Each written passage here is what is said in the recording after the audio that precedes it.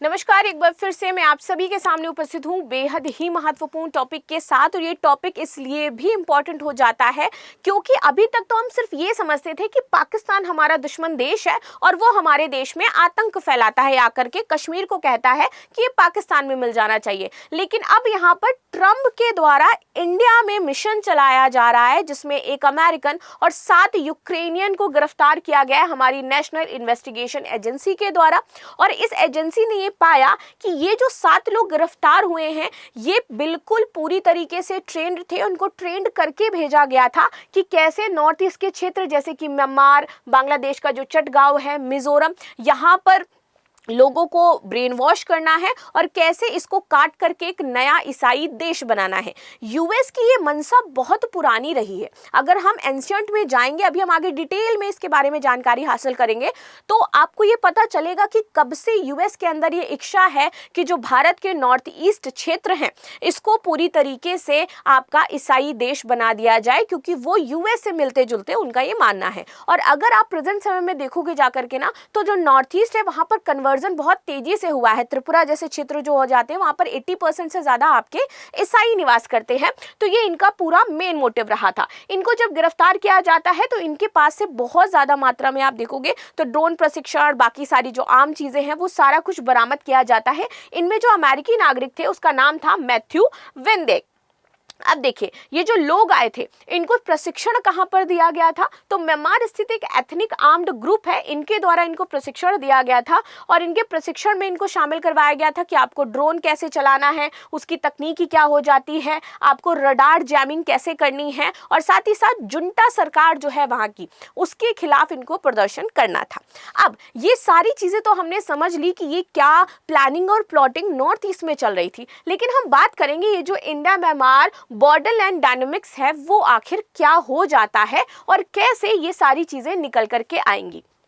ठीक है, इसका जो पूरा का पूरा लिंक हमें देखने को मिलेगा ना, ये ब्रिटिशर्स के टाइम से देखने को मिलेगा। हम डिटेल में डेप्थ में जाकर के बातचीत करेंगे ताकि आपकी हर एक चीज यहाँ पर क्लियर हो जाए कि ये जो प्रोग्राम है इनका, ये कोई नया प्रोग्राम नहीं है। ये बहुत सोचा समझा प्रोग्राम है जो स्वतंत्रता के समय से यूएस के मन में एक आंतरिक इच्छा थी, जो अब धीरे धीरे धीरे धीरे वो अपने प्लान्स को चला रहे हैं। अब देखिए, 150 साल पुरानी बात है ये, जहां पर इसकी पहली नींव रखी गई थी कि नॉर्थ ईस्ट के स्टेट्स को हमें ईसाई देश बनाना है। यहाँ पर अगर हम बात करें तो सिक्किम के क्षेत्र में ये जो आपको लेडी दिखाई दे रही है ना, लेडी बहुत ही सुंदर है और ये सिक्किम के हो जाते हैं राजा और ये उनकी है क्वीन। ठीक है, अब ये जो क्वीन थी इनका नाम था होक कुक और ये आपके चोंग्याल डायनेस्टी जो है वहां के राजा थे। अब ये चोंग्याल डायनेस्टी जब सिक्किम इंडिया में नहीं मिला था उससे पहले वहां पर चोंग्याल डायनेस्टी थी और वहां की ये मैडम हो जाती है, इनका नाम है होप कुक। बाद में पता चलता है जब इन्वेस्टिगेशन करी जाती कि ये जो होप कुक थी ये सीआईए की एजेंट हुआ करती थी और इसी मोटिव से आई थी कि भैया इस क्षेत्र की जानकारी इकट्ठा करी जाए और जो सिक्किम है उसको एक तरीके से ईसाईयत में कन्वर्ट किया जाए और धीरे धीरे धीरे धीरे यहाँ पर जो चीजें हैं वो शुरू की जाए। अगर हम एंशिएंट की बात करें तो आपको पता होगा जो ईसाई मिशनरियां थी उनको ब्रिटिशर्स ने अलाउ कर दिया था। ठीक है, उनके टारगेट होते थे कि जो भी ट्राइबल लोग हैं, और यहाँ पर आपके सभी ट्राइबल लोग निवास करते थे। अब ट्राइबल लोग क्या होते हैं कि भाई वो उनको बहुत ज़्यादा नॉलेज तो होता नहीं है, उनके खाने पीने की अगर उनकी ज़रूरत आवश्यकताएं पूरी कर दी जाए तो आप जो कहोगे वो कर देंगे। तो यहाँ पर ये पूरे ट्राइबल एरिया को कन्वर्ट करना चाहते थे ईसाईयत में और वो आराम से बहला फुसला करके अपने इस प्रोग्राम में सफल भी हुए। ठीक है, now how India secret agent remove the god king of the Sikkim and claim a new state. और ये 1970s की बात है जब ये पता चलता है कि वो जो रानी जी हैं आखिर में वो क्या है, एक सीआई एजेंट हो जाती हैं। इसी के साथ 1983 9 मई 1983 और ये समाचार निकला था द न्यूयॉर्क टाइम्स में, in hills of east India a Christian vision survive. सोचिए ये कब से विजन लेकर के बैठे हुए हैं कि हमें क्रिश्चियन स्टेट बनाना है और ये न्यूयॉर्क टाइम में एक खबर निकली थी। तब आपको समझ जाना चाहिए कि ये जो आधार रखा गया है वो कितना पुराना हो जाता है। यानी कि 1947 में भारत स्वतंत्र होता है और उसके बाद से इस तरीके की खबरें आने लगती हैं 9 मई 1983 की ये आपकी खबर हो जाती है कि भैया हम चाहते थे कि यहाँ पर क्या हो, एक ईसाई देश हमारा बने, और इस तरीके से पूरा आर्टिकल इसमें निकल करके आता है। थोड़ा सा मैं आपको और बता देती हूँ। तो 19वीं शताब्दी में पश्चिम में आए ईसाई मिशनरी भारत के उत्तर पूर्वी क्षेत्र में वहां पर कठोर जो पहाड़ी जनजाति हैं इनके धर्मांतरण के उद्देश्य से पहुंचे गए थे। कुछ मिशनरियां जो थी उन्होंने लोगों को मारा भी, कुछ को बहुत ज्यादा मैनिपुलेट भी किया, कुछ को कन्वर्ट भी किया, साथ ही साथ जबकि अन्य जो थे उन्होंने मलेरिया, हैजा जैसी उष्णकटिबंधीय बीमारियों में मर गए थे। फिर भी कुछ अमेरिकी जैसे बैप्टिस्ट जो थे, वेल्स प्रेस्बिटेरियन थे, आयरिश रोमन कैथोलिक थे और इतावली थे, इन्होंने ये वहां पर जुटे रहे और उनको कन्वर्ट करने का जो पूरा प्रोसेस है वो फॉलो अप करते रहे।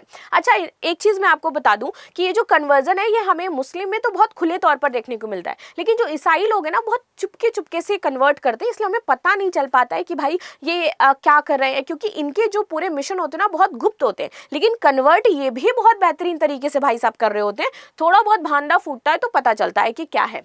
अब आगे देखें, नागालैंड, प्रेजेंट समय में नागालैंड में भी हिंसा है, छाई हुई है। यहाँ पर भी देखने को मिलता है कि कैसे यहाँ के जो लोग हैं वो कहते हैं कि हम भारत के साथ मिलकर के अपनी धार्मिक पहचान को खोना नहीं चाहते हैं। और इनकी लैंग्वेज की अगर मैं बात करूँ तो इनकी अपनी कोई तो लैंग्वेज थी नहीं, और मैंने बताया कि ईसाई मिशनरियाँ यहाँ पर आ चुकी थी, तो नागालैंड में इंग्लिश इसीलिए बोली जाती है। और आज भी नागालैंड में जो ईसाई मिशनरियाँ हैं उनको बहुत ही ज़्यादा प्रभाव देखने को मिलता है, ठीक है। और टाइम टाइम पर जो नागालैंड में आप विद्रोह देखते हो ना, वो इन्हीं के द्वारा पैदा किया गया विद्रोह होता है, जो ईसाई मिशनरियां यहाँ पर कार्य कर रही होती हैं, ठीक है। नाउ आगे बात करते हैं और देखते हैं कि देखिए किस तरीके से नागालैंड की स्थिति यहाँ पर आपको नजर आएगी।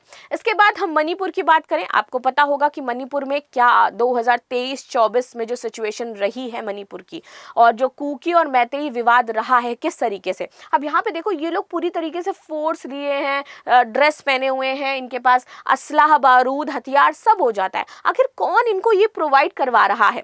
कुछ तो कोई तो लोग होंगे जिनका इन्वॉल्वमेंट आपको यहाँ पर नजर आएगा। तो foreign powers back Manipur violence, जिससे ये पता चलता है, जब बहुत ज्यादा जानकारी इकट्ठा करी जाती है, इस मामले को देखा जाता है, तो पता चलता है कि बैकिंग में बहुत सारे फॉरेन पावर्स हैं जो इन्हें बारूद, साथ ही साथ आर्म प्लस ड्रेस, प्रशिक्षण सब कुछ प्रोवाइड कर रहे हैं कि वो मणिपुर को पूरी तरीके से क्या कर दें, अनरेस्ट कर दें।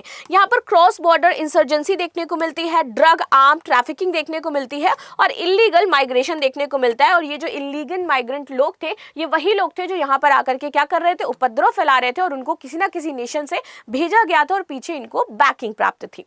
नाउ इससे पहले हम ये शुरू करें, हमें एक चीज जरूर जाननी होगी कि ये जो मणिपुर अग्रीमेंट हो जाता है ये क्या था, एंड देन इसके बाद ये कितना ज्यादा हमें ये अनरेस्ट जो मणिपुर है वो देखने को मिला।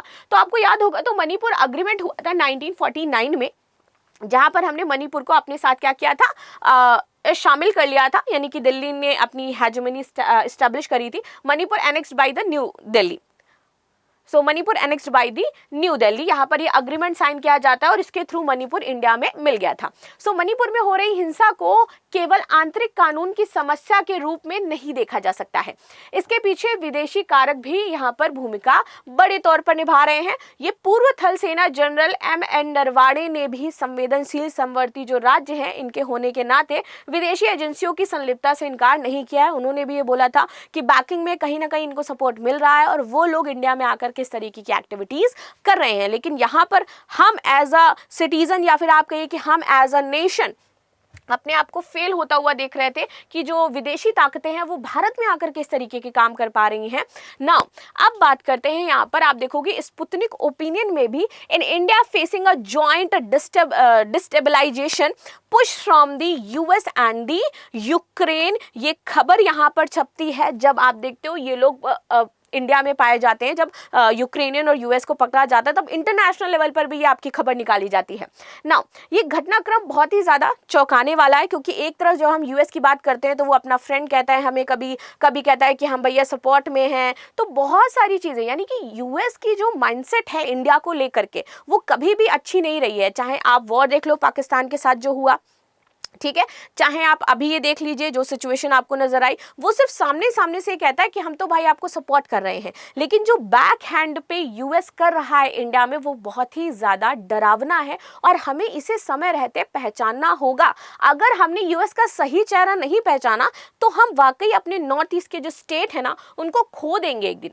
देवनाथ ने भी दावा किया था कि लंबे समय से अमेरिका जो है वो भारत के पूर्वोत्तर क्षेत्र के कुछ हिस्सों में एक ईसाई राज्य स्थापित करने की कोशिश कर रहा है, जिसमें बांग्लादेश और म्यांमार के कुछ क्षेत्र भी आपके शामिल हो जाते हैं। अब ये प्रूफ कैसे हुआ, तो इसका प्रूफ मैं आपको देती हूं। अगर आपको पता हो, शेख हसीना जी इसका सबसे बड़ा प्रूफ है। अब आप कहोगे कि कैसे, शेख हसीना जी का इस पूरे मामले से आखिर लेना देना क्या है? तो आपको याद होगा, जब यहां पर इनकी सरकार गिराई गई, रिजीम चेंज किया गया, इसके पीछे हाथ किसका था? यूएस का। इन्होंने मना क्या किया था कि हम सेंट मार्टिना द्वीप नहीं देंगे, इसीलिए तो रिजीम चेंज की गई। उसके बाद शेख हसीना का एक बयान आता है जिसमें उन्होंने लिखा कि भाई मेरी रिजीम जो है वो जानबूझ करके इसलिए चेंज करी गई है क्योंकि मेरे से एक वाइट मैन ने ये कहा था कि भाई हम जो है, हम बांग्लादेश के पास उस द्वीप पर एक क्रिश्चियन स्टेट स्टेब्लिश करना चाहते हैं। ये मोटिव था सेंट लीना द्वीप लेने का, लेकिन यहाँ पर जो शेख हसीना की सरकार है वो नहीं गिरती है। वाई सेंट मार्टिना द्वीप? ये सेंट मार्टिन द्वीप क्यों इंपॉर्टेंट हो जाता है? ठीक है, मैंने शायद आगे मैंने सेंट टीना द्वीप बोल दिया, सेंट मार्टिना द्वीप है।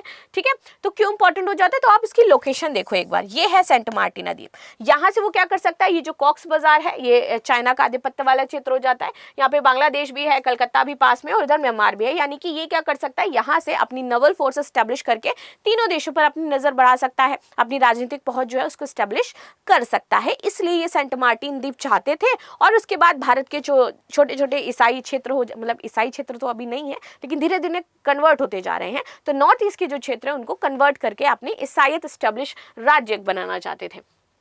The 40-year tug war of overtime the Saint Martin. अब ये क्या सेंट मार्टिन द्वीप को लेकर के कोई अचानक से इनका किया गया दावा था, या फिर अचानक से डोनाल्ड ट्रंप के आते ही वो कहने लगे मुझे सेंट मार्टिन द्वीप चाहिए? तो नहीं, यूएस 40 साल से ट्राई कर रहा है अपने इस एम को पूरा करने के लिए।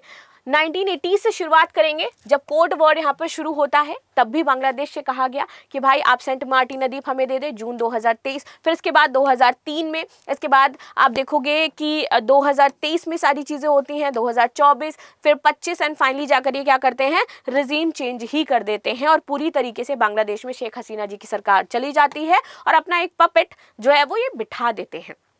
ठीक, तो इस तरीके से बांग्लादेश में कितने लंबे समय, 40 साल लगा इनको बांग्लादेश की सरकार को चेंज करने में और अपना एक पपेट बिठाने में।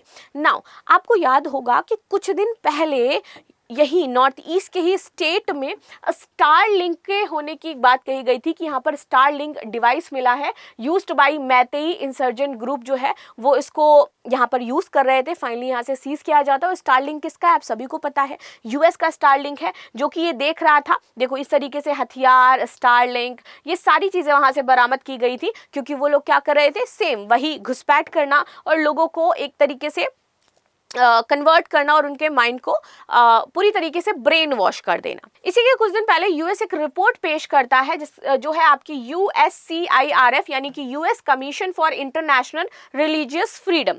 ये रिपोर्ट ये पेश करते हैं और इस रिपोर्ट में पता है इन्होंने क्या बोला था, इन्होंने बोला था कि हम चाहते हैं कि इंडिया जो है वो आरएसएस और रॉ को बैन कर दे, और उसके सैंक्शन की इन्होंने बात करी थी। तब इंडिया बुरी तरीके से इनके ये जो इन्होंने सैंक्शन लगाने की बात करी थी को खारिज करता है और कहता है कि हमारे यहाँ पर आपको किसी भी तरीके का ये जो ओपिनियन है कि मैं आरएसएस को बैन कर दूं या फिर इंडिया को रॉ को बैन कर देना है, ऐसा आपको किसी भी तरीके से इशू जारी करने की जरूरत नहीं है और इंडिया ऐसा कुछ भी नहीं करने वाला। ये हमारा मुद्दा है, आप कौन होते हो? और हम इसीलिए यहाँ पर हमारे इंडिया में जो है पूरी तरीके से स्टेट रिलीजियस फ्रीडम है और किसी भी नेशन को लेकर के किसी भी तरीके की चीजें यहाँ पर नहीं हो रही हैं। तो हम इनको एक जवाब देते हैं कि आप जो है, गवर्नमेंट रिजेक्ट करती है कि आपने ये जो रिपोर्ट पेश करी है, ये सैंक्शन आप जो लगाने की बात कर रहे हो, ये आप अपने पास ही रखें और किसी भी तरीके की सैंक्शंस रिलेटेड जो चीजें हैं वो इंडिया पे आप लागू ना करें।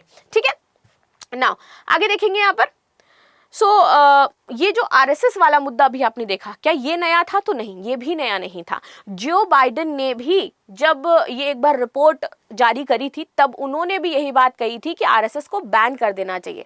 थोड़ा सा डीप में जाते हैं कि ये जो ये USCIRF है, इसके हेड कौन हो जाते, तो आपको पता चलेगा इसके वाइस चेयर हैं आसिफ मोहम्मद। और आसिफ मोहम्मद हैं कहाँ से? तो पाकिस्तान से हैं। तो इनके जो USIRF है ना, इसके वाइस एक तरीके से चेयरपर्सन हो जाते हैं और ये पाकिस्तान से जुड़े हुए हैं। तो ऑफ कोर्स पाकिस्तान इस तरीके की झूठी रिपोर्ट बनाने में मदद करेगा ही और इंडिया की डिग्निटी को हार्म पहुंचाएगा, तो वो ऐसे ही रिपोर्ट लेकर के आता है। तो इसीलिए इंडिया ने बोला कि एक बार आप जरा देखो तो कि यहाँ पर हेड कौन है। उनका नाम हो जाता है आसिफ मोहम्मद और ये क्या रिपोर्ट निकालेंगे, ये क्या इंडिया को बताएंगे कि इंडिया में क्या चीजें होनी चाहिए, रिलीजिकल फ्रीडम है या फिर नहीं है। Now operating the fault lines, यहाँ पे बोला गया कि हम फॉल्ट लाइंस ऑपरेट कर रहे हैं। अब अगर हम बात करें कि ये जो बीच बीच में उठ करके आरएसएस के लिए बोलने लगते हैं, रॉ के लिए बोलने लगते हैं, तो क्या इन्होंने मतलब ये पैटर्न सेट कर रखा है? क्योंकि हम देखते हैं तो एंशियंट में भी इन्होंने बहुत सारी चीजें करी, तो ये पहले क्या है बेस बनाते हुए चल रहे हैं। अगर हम 2010-19 की बात करें तो इन्होंने जर्नल मॉनिटरिंग की बात करी थी रिपोर्ट में कि जर्नल मॉनिटरिंग करनी चाहिए हमें आरएसएस की लेकर के। फिर 2020-22 में ये वापस से रिलीजियस फ्रीडम कंसर्न दिखाते हैं कि आरएसएस के कारण यहाँ पर रिलीजियस फ्रीडम नहीं है। इसके बाद 23-24 में ये रिपीट प्रेशर लगाते हैं और स्ट्रॉन्ग एक तरीके से पुश करते हैं कि भाई जो आरएसएस है उस पर बैन लगा देना चाहिए। और फिर 2025 में इन्होंने स्ट्रांगली बोला कि भैया जो रॉ है और जो हमारा आरएसएस है ये बहुत ही इंडिया में जो रिलीजियस फ्रीडम है उसको स्टेब्लिश नहीं होने दे रहे हैं और इनके ऊपर पूरी तरीके से सैंक्शन लगाए जाने चाहिए। तो अब आपको समझ में आएगा कि किस तरीके से 2010 से कंटिन्यू यूएस टारगेट कर रहा है और बार बार यहाँ पर आरएसएस को लेकर के आ रहा है। अब देखोगे आप तो ये जो इनका मोटिव है ना कि एक नया ईसाई देश बनाना, तो ये क्या मोटिव वाकई यूएस का पूरा हो सकता है? और क्या हमारा जो इंडिया है वो समय रहते उनकी स्ट्रैटेजी को पहचान सकता है कि क्या बैक एंड पे किया जा रहा है, कैसे ये पूरा इन्होंने प्लान बनाया? क्योंकि अभी तो हमने पूरा एनालिसिस में देखा ही कि क्या क्या चीजें हुई हैं। और क्या अजीत डोभाल और जो एस जयशंकर प्रसाद जी हैं वो नॉर्थ ईस्ट को यूएस के चंगुल से बचा सकते हैं?